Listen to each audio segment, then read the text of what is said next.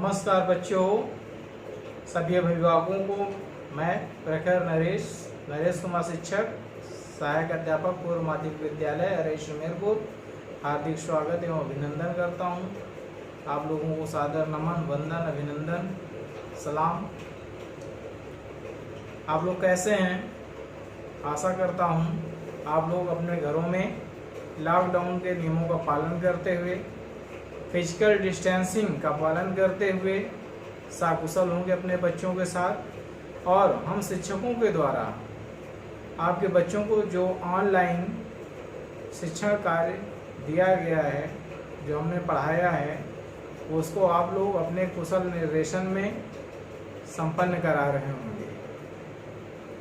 आइए आज की नई सुबह हम लोग जो है अपनी मंजरी कक्षा 7 की मंजरी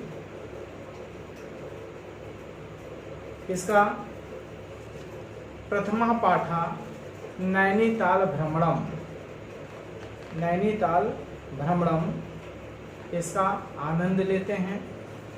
आइए इसको पढ़ते हैं और इसका भावार्थ समझते हैं।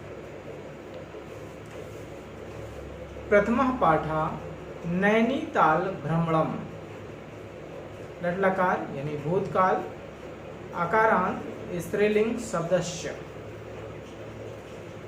एकदा ललिता वाटिकाम् अगच्छत्, तत्र कला गीता च अमिलता। तत्र ललिता कलाम् अपृच्छत्, कले त्वं कुत्र अभ्रमः, किं किं च नगरं तुभ्यम् अरोचत्। तदा कला ताम् अवदत्, अहं ग्रीष्मावकाशे अम्बया सह नैनीताल नगरम् अगच्छम्। तदानीं मम अनुजाः वन्दना जनकाः अपि आस्ताम्। वयं तत्र एकस्मिन् प्रवासभवने होटेल् मध्ये अवसाम। तत्र एकः विशालः सरोवरः अस्ति, यत्र प्रातः अहं वन्दना च सरोवरं परितः अभ्रमव। आवां जनकं नौकायात्रै अवदाव। मध्याह्ने वयं नौकयाः जलाशये अभ्रमाम। तत्र अनेकाः नौकाः पर्यटकान् नीत्वा इतस्ततः अगच्छन्। जनाः नौकासु उपविश्य मनोरञ्जनम् अकुर्वन्। वयमपि नौकागत्या आनन्दम् अनुभवाम। पर्वतानां मध्ये नौकाभ्रमणम् अत्यानन्दम् अजनयत्। ललिता अवदत्, अहम अपि नैनीताल नगरं दृष्टुम इच्छामि। प्यारे बच्चों, आप लोग अपनी पाठ्य पुस्तक में जो है ध्यान से देखिए। हम एक एक लाइन की, एक एक पंक्ति की जो है आपको इसका अर्थ समझाने का प्रयास करते हैं, समझाते हैं। जहां आपको समझ में ना आए आप उनको फोन करके कहिएगा, हम आपको दोबारा समझाएंगे। एकदा ललिता वाटिकाम् अगच्छत्, एक बार ललिता बागीचे, वाटिकाम का मतलब होता है बागीचा, उद्यान, गार्डन, बगीचे में गई। तत्र कला गीता च अमिलताम, वहां कला और गीता से मिली। गीता वहां, कला और गीता वहां मिली। कले यानी कला कह रही हैं, तुम कुत्र अभ्रमः, तुम कहाँ घूमी हो, यानी कहाँ भ्रमण की हो। कले तुम कुत्र अभ्रमः, किम किम च नगरम तुभ्यम अरोचत। कौन कौन से नगर, नगरम का मतलब होता है शहर, सिटी। कौन कौन से शहर तुम्हें अच्छे लगे, यानी तुमको रुचिकर लगे, अच्छे लगे। तदा कला ताम अवदत्, तब कला ने उन दोनों को बताया, बोली, क्या बोली?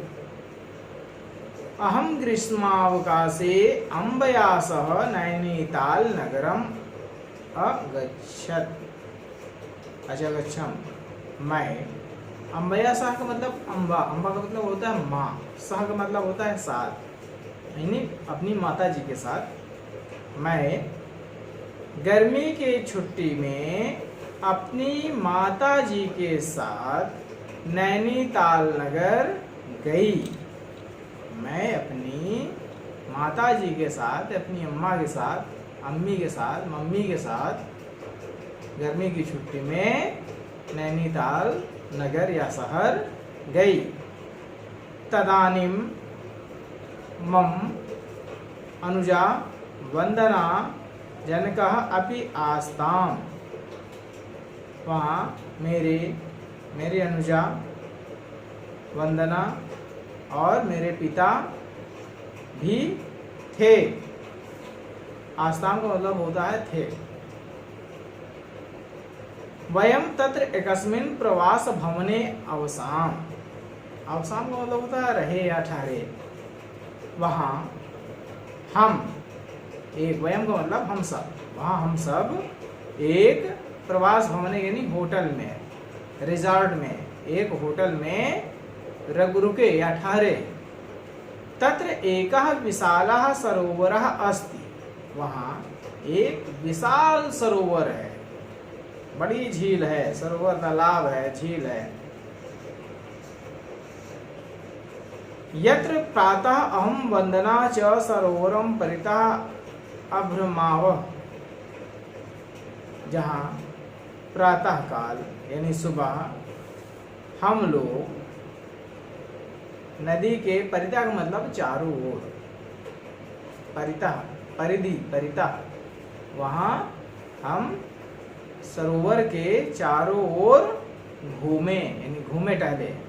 ठीक है, जैसे मॉर्निंग वॉक करने लोग जाते हैं उसी तरीके से घूमे टहले। आवाम जनकम नौका यात्रा अवदाव।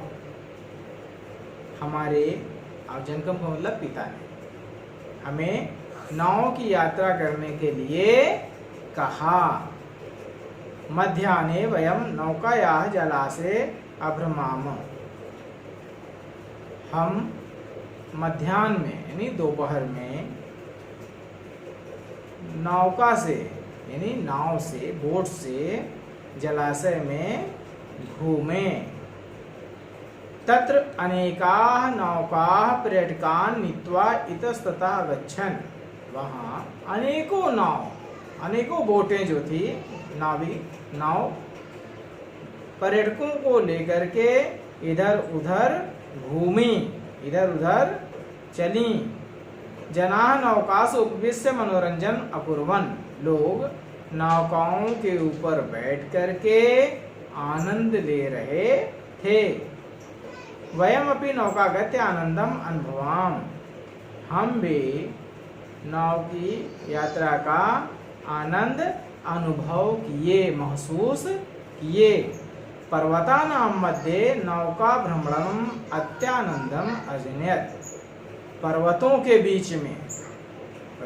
बीच में नौका यात्रा का भ्रमण बहुत ही आनंद उत्पन्न किया, उससे बड़ा मजा आया। ललिता अवदत् अहम अपि नैनीताल नगरम दृष्टुम इच्छामि।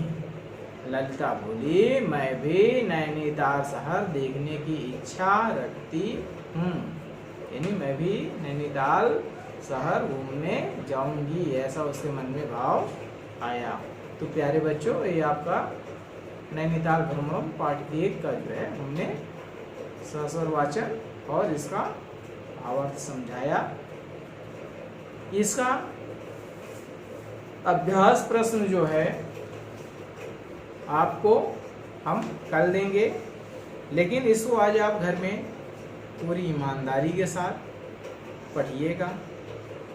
जैसे आपको स्कूल में हम पूरी तरीके से समर्पित हैं, वैसे आज भी समर्पित हैं।